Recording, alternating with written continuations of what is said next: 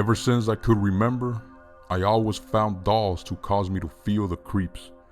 More specifically, the nice looking ones that had a very flamboyant dress on.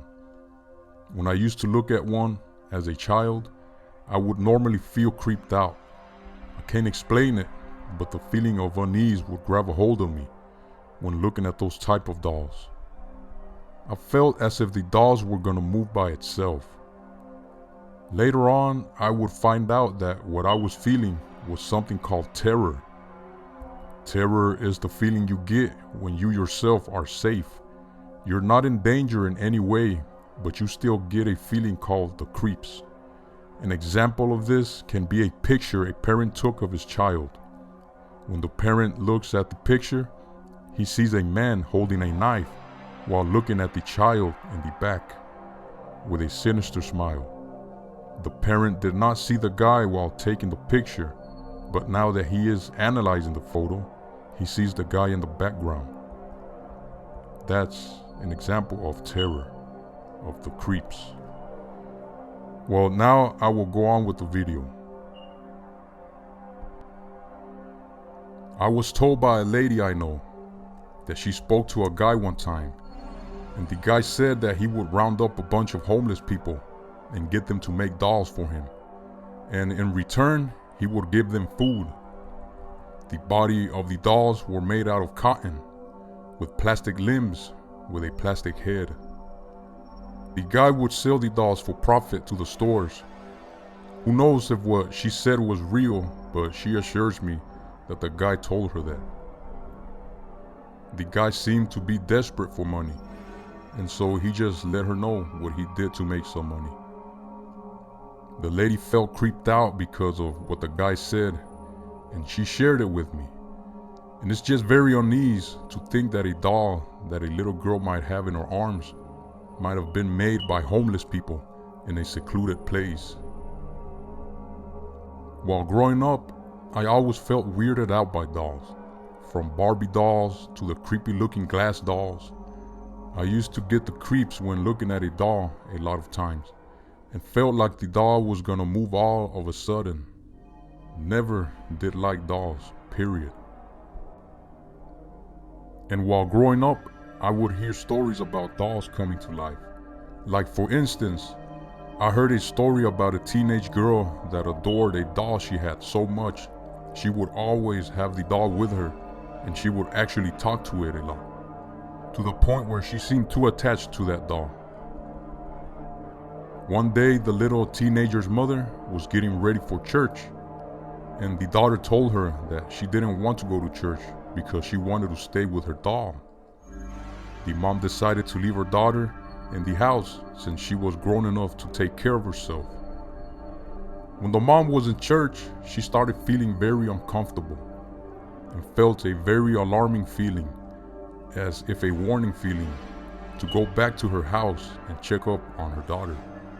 She left out of the church and drove back to her house, and when she got inside the house and went to her daughter's room, the mom saw her daughter naked on the bed while kissing and feeling on the doll. But the problem here was that the doll was moving by itself while touching and feeling on her daughter too. When the mom saw that, she immediately screamed at the daughter and took the doll away from her and told her to put her clothes on. She told her daughter that she was gonna throw the doll away, and the daughter started begging the mom not to do it. The mom started ripping the doll apart, and the daughter started screaming with anger at the mom and telling her she was gonna kill her for that. The lady called the pastor after the service was over and told him everything that happened. The pastor went to the house. The daughter was in a very rebellious state. She wouldn't open up to the pastor or to anyone that would ask her anything about the situation. There are also stories about people using dolls in magical rituals and cursing the dolls. When this happens, an evil spirit attaches itself to the doll, and because of that, the doll becomes haunted. When anyone takes that doll to their home, they also take the evil spirit that's attached to the doll. That's when you start seeing that the doll is moving by itself. You'll start feeling a dark presence in your home, maybe start hearing unexplained sounds, and maybe even have a poltergeist, all because you brought a doll that had a demon attached to it. Even church people that believe in Christ will testify of instances when they came across a haunted doll. And since they believe in casting out devils, they will start casting out devils out of the house and the doll. A pastor said one time that he ripped a doll up that he says was haunted, and when he threw the pieces in the trash, he heard a voice screaming desperately from the doll. A man's voice. All I see in all of this is that dolls are most likely to be connected to evil spirits. And why would anyone feel attracted by the way a doll looks? To me, it just looks creepy. There is no beauty in most dolls, especially the glass dolls.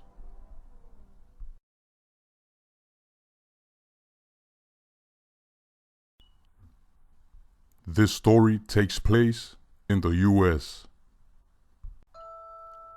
A lady that I know says that a long time ago, a teacher from school gave her daughter 2 dolls as a Halloween gift. The 2 dolls were very ugly. Of course, it was a Halloween gift after all. But the dolls looked like a bloodied and beaten up Chucky. The lady says that she didn't like the dolls when she saw them. They were just very disturbing to her sight. She claims that she left the dolls in her living room on the couch, and that after a few days, when she was getting ready to go to work, she says she heard loud crying voices in the house. The voices were male voices, crying very loud, as in a screaming way. She went to go check it out, and when she got to the living room, the crying stopped. And the 2 dolls got her attention, adding more to her scare. The lady grew up just like we did. When something creepy happened, we just moved on with our lives and would share it with somebody, but that's about it. We hardly made a big deal out of it. Until now that I'm grown up, I realize that that stuff isn't normal. So I let everyone that is close to me know if something like that happens. Getting back on track, after the lady experienced the loud cries in her house, she just went to work. This would happen repeatedly for the next few days.